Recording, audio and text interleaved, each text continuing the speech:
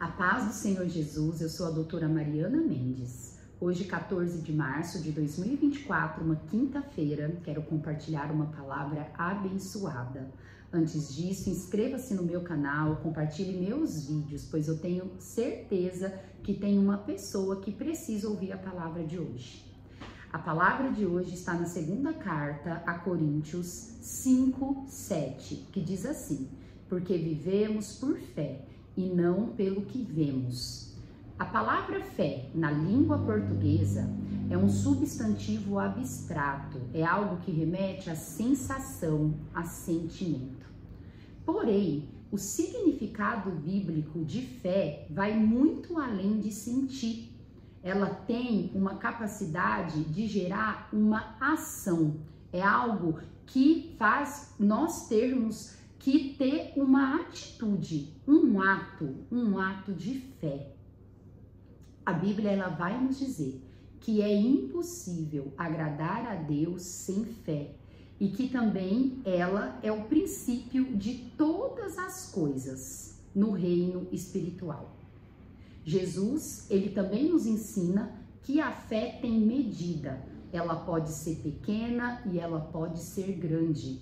E ele também diz que mesmo que ela seja pequena, do tamanho de um grão de mostarda, quem sentir esse tamanho de fé é capaz de mover montanhas. Por isso é tão importante para os cristãos ter fé, colocar em prática a sua fé. Além disso, orar encorajosamente, pedindo para Jesus aumentar a nossa fé. Pois quanto maior a nossa fé, maior o milagre, maior a bênção, mais coisas grandiosas seremos capazes de ver.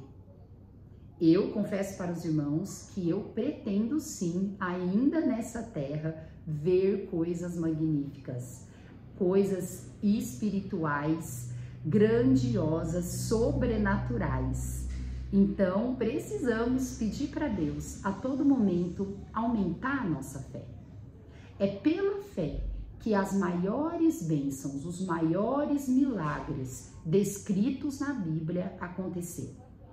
Abraão, quando Deus apareceu para Abraão e falou para ele sair da terra, do meio da parentela e ir para a terra que Deus mostraria, Abraão ele teve que ter fé, ele teve que pôr em prática o que ele creu.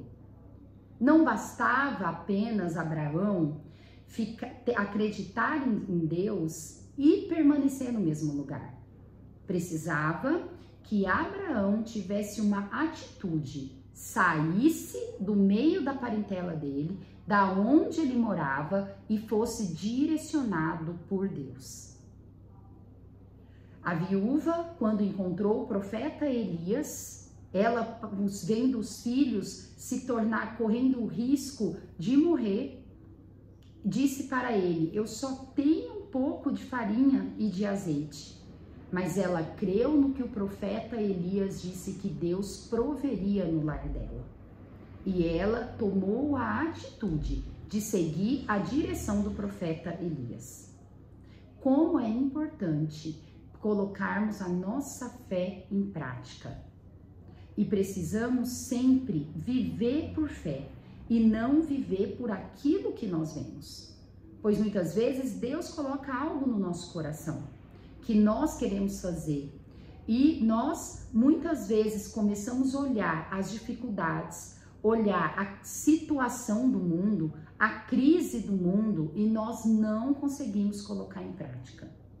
Por isso que a Bíblia a todo momento, Jesus a todo momento nos admoesta para vivermos pela fé e olhar fixamente para Ele e não para as coisas palpáveis que vemos nesse mundo.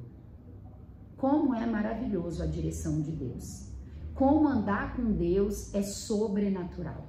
Como andar com Deus fortalece o nosso espírito e faz nós almejarmos coisas que para nós nunca seríamos capazes de almejar. A meditação de hoje diz: quando você crê que Deus faz no tempo certo, você vive o sobrenatural. Precisamos crer em tudo que Deus nos diz na sua palavra. Precisamos crer na palavra do Senhor, pois é pela palavra que Ele nos direciona, que Ele nos abençoa e que Ele nos mostra o que precisa ser feito. A leitura bíblica de hoje está em Marcos 13 e é uma leitura tremenda, onde eu quero compartilhar Marcos 13, versículo 32 ao 37, que diz assim: Quanto ao dia e à hora, ninguém sabe, nem os anjos no céu, nem o Filho, senão somente o Pai. Fiquem atentos, vigiem, vocês não sabem quando virá esse tempo. É como um homem que sai de viagem, ele deixa sua casa, encarrega de tarefas cada um dos seus servos e ordena ao porteiro que vigie. Portanto, vigiem, porque vocês não sabem quando o dono da casa voltará. Se à tarde, à meia-noite, ao cantar do galo ou ao amanhecer. Se ele vier de repente, que não os encontre dormindo. O que lhes digo? Digo a todos, vigiem. Essa direção dada por Jesus a nós é sobre os fins dos tempos. Quando Jesus começou a discursar sobre o fim dos tempos, os discípulos disseram: Senhor, quando que isso acontecerá? Aí Jesus, ele fala sobre a sua segunda volta e diz para os discípulos que ninguém sabe a hora que isso vai acontecer. E ele já nos dá uma orientação.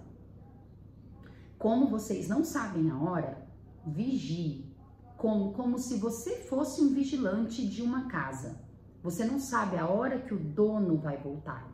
Então, se você parar de vigiar essa casa, pode ser que você seja demitido na hora que o dono chegar. E isso é o mesmo conosco. Nós estamos aguardando o cumprimento das últimas profecias de Jesus, do fim dos tempos e da sua segunda volta. Nós não sabemos a hora, o dia. Precisamos ficar atento e vigilante para nós não nos perdermos. Muitas pessoas, principalmente aquelas que já passaram pela caminhada com Jesus e desanimaram no meio do caminho, abandonaram.